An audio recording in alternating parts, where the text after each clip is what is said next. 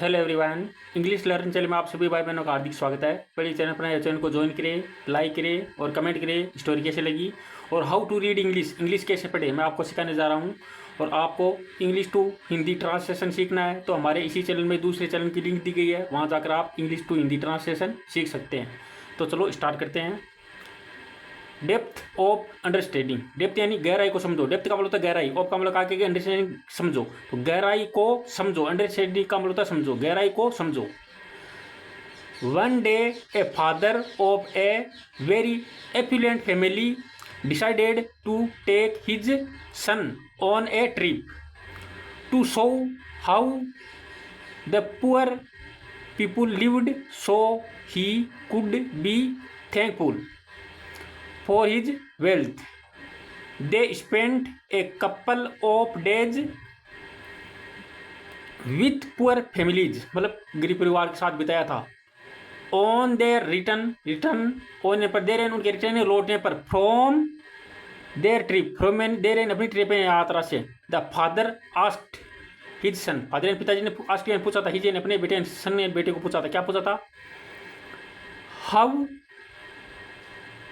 How was the trip, यात्रा कैसी थी? It was great did you see how poor people can be, the father asked, ओ मतलब ओहो ये है, said the son, so what did you learn from the trip, asked the father.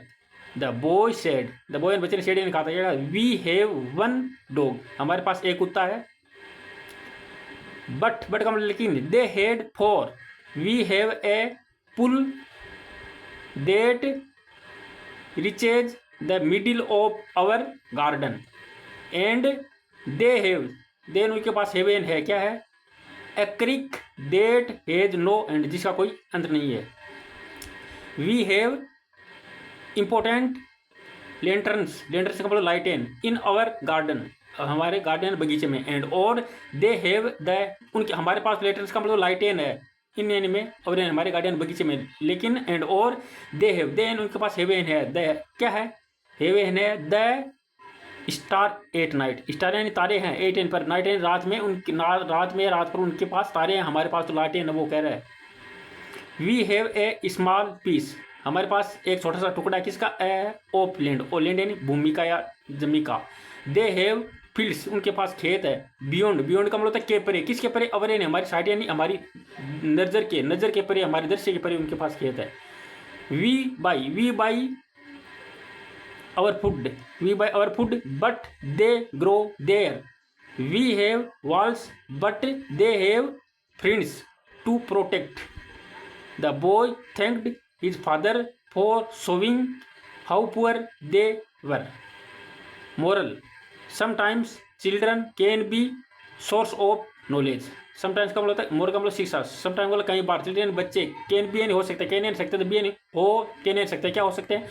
Source यानी साधन हो सकते हैं, किसका साधन? ऑफ का मतलब कि नॉलेज यानी ज्ञान का। कई बार बच्चे भी नॉलेज का साधन हो सकते हैं। Okay, thanks.